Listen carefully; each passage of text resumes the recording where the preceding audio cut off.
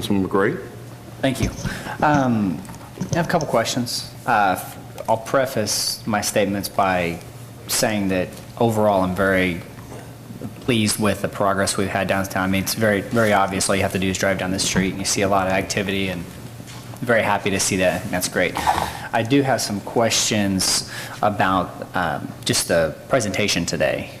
The first one would be when you talked about, I think almost the very first slide you talked about, I think it showed $10 million, give or take, for the public improvements and 80 or 90 million for the private. I question if that's really accurate, because it kind of said public projects and then private projects. But several of the private projects have public funds supporting them in one way or the other. Are those truly accurate numbers, how they're displayed? You are correct that there are a number of the private projects are public-private partnerships in which there are some financing mechanisms that involve authorization by various government programs, state and historic tax credits, state and federal historic tax credits, excuse me, or the largest number of those. The project numbers that are listed are those projects that are the private projects, the projects that the private sector constructed as opposed to the public sector projects. We are in the process of doing a pretty major analysis of going back, I believe, to year 2008 of the use of all of the various incentive programs, the tax increment financing, community improvement districts, the state and federal historic tax credits, and some others, and we'll be producing a report, I believe it's in May, that provides a greater level of analysis regarding the use of those development incentives for private projects, as well as just direct public investment in direct public projects, which is what the $10.7 million reflects. Okay. The reason I state this, people in my line of work, construction and development, we know there's more public monies in it than what is demonstrated. We have a better understanding of how these things are funded, and we look at it and we see it, and we know it and we recognize it, and we move on, and either we support it or we don't support it.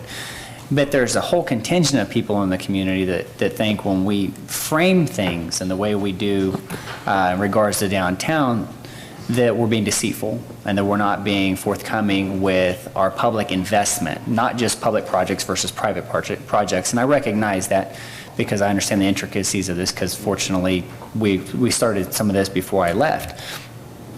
But if you truly want, a greater level of community buy-in, being as forthcoming as we can with the financial analysis of these projects and truly demonstrating what we as a community are putting in through all the different public financing mechanisms available, you may not persuade the people who don't like public participation in projects. You're not going to change their viewpoints by that, and I don't expect you to. But the difference is you may get more trust and buy-in from the community that thinks you're not being forthcoming and honest with them when we put out numbers 10 million versus 80, because the Eagle, without me bringing this up, or the television channels, may sit there and go, see, it's 10 million versus 80 because they don't have the time to invest in digging in further to these numbers, and they're going to sit here and say, see, it's a 90% private funded ratio versus a 10%, which is not really the case. And we're skewing actual numbers to give us we're skewing numbers to demonstrate our successes downtown, but I think our successes downtown speak for themselves, and we need to be more open about how these things are funded so the community truly knows what it's invested. Because I don't think anybody really knows how much money was actually invested in Old Town. Some people may sit back and say, well, it's 30 or 40 million because of the TIF, but if you really look at it, the community probably invested several hundred millions of dollars. But we love Old Town, and it was a good thing for our community, and it's a good thing going forward. But we need to, I think you'll have better success in buying with the community if we demonstrate more accurately what our community investment is in these projects. And I say that believing in downtown and loving downtown and investing in downtown, and I'm happy with it. But I just want to make sure we do that. Before I go on my other two things, I want to give you an opportunity. We certainly are, that certainly is our intention, and we certainly are not attempting to skew any information or present it in a way that is misleading. We struggled, quite frankly, with exactly how to present this information in a way that was simple, because the things that you mentioned are, I mean, it would take us the entire amount of time that we presented all of these projects to explain exactly how these investments are made. We do intend to do that, and we have actually in the past done some of that. We're perfecting the manner in which we do that going forward, and that's a very great suggestion, and we certainly intend to do that. And Councilman Gray, one of the things too that we're working on right now is actually working with WSU to do economic models on what this investment means. A lot of times what we present today are just project budgets that we know that have been disclosed. And so again, I agree with you. I think we've got to tell the story very clear and be very confident in the numbers that we put out there. So again, one of the things that we're doing with our organization is working with Philadelphia, Indianapolis, Denver, Nashville, Memphis, and we're actually looking at some of the economics that we can begin to look at cities of comparables, like what are those good sound bases of information that we can pull from as cities. So again, you're correct. I think that we've got to be able to tell a very clear story, and that's our purpose in May, is to start trying to produce, if you will, a downtown economic report that again begins to dive deeper into these numbers to where we can explain them in a way where it's clear and how are we making progress. All right, thank you. Other two questions I have. One would be in regards to, I think, Jeff, you discussed 30 new tenants, commercial tenants coming downtown. Actually, over 40. 40. Mm-hmm. With that number, I would like to know more of a net. Okay. I mean, let's when you talk about how many come to town or come to downtown, we have to also compare how many have left, because I mean we've lost tenants as well as we brought them in, and to see what the net gain is or the net loss is. Sure. I believe it's net gain, but I would rather look at the whole picture and not just tell my wife I brought a big bonus check home and forget to tell her that I already bought a car with it. So I understand. The last thing. The retail space on the first floor of the parking garage. Yes. We own the building. Mm-hmm. How does that work? I mean, who leases it?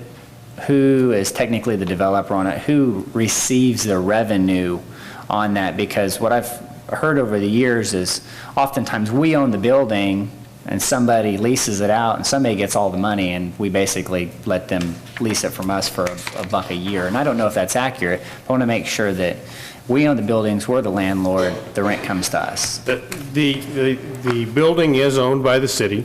It is leased to the developer, and in this case they've sublet it to Slauson Companies to do the actual leasing of the space. They're responsible for the majority of the tenant finish to the space, and in exchange for that, the rental rates are reduced that they pay to the city, I believe, for the first. I wasn't anticipating you asking this question, so I don't have the exact information in front of me, but it is $1 a year for at least the first 5 years. Those rates escalate over the 20-year period. And at the end of the period, they'll be paying essentially market rent to the city, but they'll be subletting the properties and collecting the rent from the actual occupant. And that's fine, that we lease it to one developer, one key person who releases it to everybody else. And I wasn't around for the ambassador stuff, so I don't know, but this is not the only parking garage we're going to build in downtown where we own the building. But when I own a building and I lease it to a tenant, that tenant pays for the tenant finishes. Either they pay cash and they carry their own mortgage on it, or we pay for it as landlords and we turn around and inflate their rent to compensate for the cost of us paying that tenant finish. They still pay market rate for that space. So whether or not we've got somebody leasing the space from us for $1 a year and they say, well, we'll pay for all the TIs. Well, that's what everybody does. That's not special. That's not them doing us a favor. So them leasing it for $1 a year for the whole space and they get all the rent from it, I don't see where their risk is in that, other than us having a building that maybe put bodies in it eventually. That's, Mayor, members of the council, at the time that we were going through those discussions, and they were extensive, the one thing that we did recognize is that we're probably not, that's not our area of expertise in terms of leasing that space, but you have to also look at the vacancy in retail space that was in existence at that time and the element of risk, how long that space is going to be vacant, and that all went into the discussions on what the rental will be and for how long. That's why we shortened the period of time to get to market instead of an extended $1 a year lease. Again, a lot of discussion at the staff level, and then we brought that forward to the council as part of the total deal. okay, I understand that. I'd like to have some information on that because, again, I want to make sure that even though we have extensive discussions about this, that we just don't give in because we get bored of talking. But I mean, that's happened in multiple places where we turn around, we lease a building to them for many, many years for $1 a year, and they get all the rent. And we own the building. They may pay for the maintenance, but as most tenants pay for the maintenance, the landlord is responsible for the structure. So I think we've been taken advantage of. And I want to make sure that as we go forward downtown, we're not letting people make millions and millions of dollars a year leasing buildings that we own, that we're responsible for, and they get to cash a check every month, just because we're not exactly sure how that stuff is handled properly. And that was it. I just wanted to bring up those couple items.